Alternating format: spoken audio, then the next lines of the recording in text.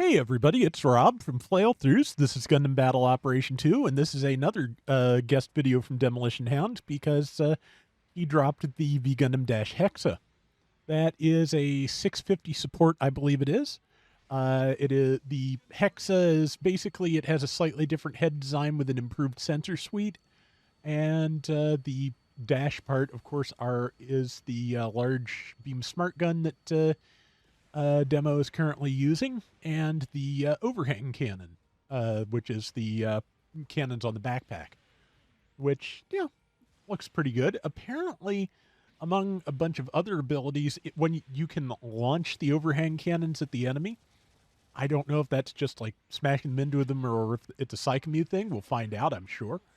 But once they're detached, you actually get some melee bonuses, including like a higher level of melee priority. So it's kind of like transforming this into a general to a certain extent. So looking forward to seeing how that works out. Would very much like to get one of these, but I'll, take my chances as always. It's a 3-star. It will drop one day or, go to the recycle ticket store one day further out than that. See, there's the good damage from the cannons. And, okay, yeah, Beam Smart Gun can either fire charged or uncharged. It's listed as a bombard weapon in the descriptions. Does look like it does a more significant amount of Garo B-type damage when it is charged. Let's see, there is... Okay, yeah, that is a one-time use weapon, apparently.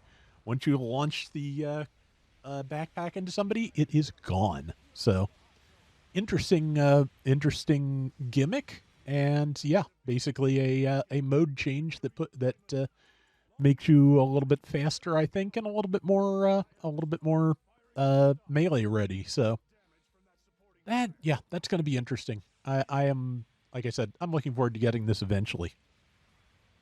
But let's see. So far, so good. The basically, if they take 1 point, they will be tied with the enemy team, or they'll get ahead by actually taking somebody out. And yeah, so okay, that's a Demeter. Of course, that is a not good thing to be fighting as a support, but also this is a fairly spry support with some good options.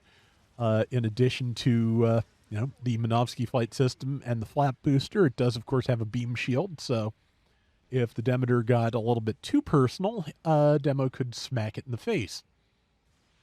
That is down. Yeah, I'm glad that we're getting Victory Gundam stuff. I'm sure we will ultimately get various other configurations of the Victory types, and of course, there's like three or four or more different configurations of the V2. So, yeah, and there's a ton of Zanskar suits, so yeah, they can keep this going for a while. I kind of hope, I think it's the Gedlov that is in the one in the giant wheel. I kind of hope we get that, because if we've got the ability to discard equipment now to become a different suit, that could make or to become change the properties of your mobile suit. That could be a lot of fun for the Gedlov. Also be fun for the Gundam Elysius if that happens to get in the game, but we will see. I'm a little bit less cagey about talking about that now, because I figure, spoilers are one thing, but once Bandai announces something as a model kit, Cat is kind of firmly out of bag. Like, that's kind of like one of my informal takes on spoilers. Once it is being used in advertising, it's fair game. Once they want you to be talking about it, you may as well talk about it. That's just me, and generally that's for like appearances of things like mobile suits, characters, etc. Like more precise story spoilers, I would not treat that way. But spoilers are weird. But let's see. So far, so good. Good shot there. That is an R44. I think this is probably a round Demo was playing. Yeah, I think Demo was playing this round while we were all talking tonight. We did finish Dragon Quest II, which is, we were all playing different versions. I played the original smartphone the original smartphone. I was playing the smartphone version available on the Switch, not the HT2D remake. Demo was playing that. Maelstrom was playing the SNES for remake. So yeah, it was fun. And yeah, that's the final dungeons in, especially in older RPGs, can be a slog. But man, the like second to last dungeon in Dragon Quest II is ridiculous. I did get through it though. Man, that suit really hung in the air for a long time under a lot of damage. That's not, was that the Byerland? I am again looking at the smaller window in OBS instead of the full-sized video running on my upper monitor because my neck.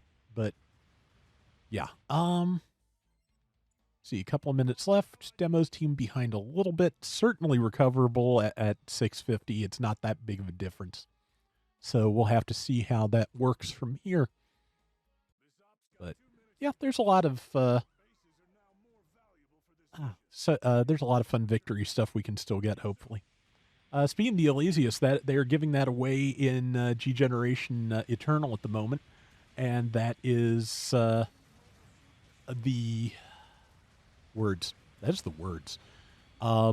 And there are panel missions to get you the copies you need to max it out in terms of power. So I'll, be poking at that for probably a while. And see, I don't know if it has the ability to cast off its armor in that, but that would be fun. I like the idea of mode changes. Like, I would like to see the standard Rigazi changed so that it spawns in space in its mobile armor mode and can basically use that until it decides to eject the back weapon system. I think that would be fun, but that's just me. Let's see, minute to go. Still a little bit of a score differential here, but yeah, demo doing good damage, and yeah, like, I don't know if there's lag there or if just they have added that much stun resistance to that model Byerlant, which I'm not sure if that's the standard Byerlant, the custom, or the assault, but if he has type advantage, not the custom. Might be the custom unit too, but no, that would be type neutral. So probably the assault or the standard if we're going with that. But yeah, looking like unless Demo and number 4 manage to wipe the entire enemy team, I think they're not quite going to make up the difference here. It looks like the other team has been pretty good at keeping that score difference consistent. That said, there are a bunch of low health things here, so that would be good. I feel, okay, not quite good. Okay, somebody else did take something else out, so yeah, I think it's going to be really close. Let's see. Not quite, but yeah, really good showing. This is a, looks like fun. Yeah, 6180 out of 18,000. Really good. Let's take a look at the other stats. 8 and 4 and 152,000 damage. First overall and barely behind the raid on top damage overall. So yeah, that is looking pretty good. And that is going to do it for today's Gundam Battle Operation 2. We will be back soon with more. Till next time, everybody take care and have fun. Later.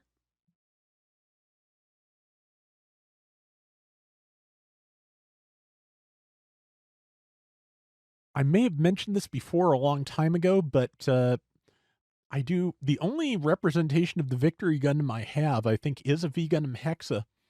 And what it is years ago, Banpresto made a perfect transformation V Gundam that does separate into all its various component parts.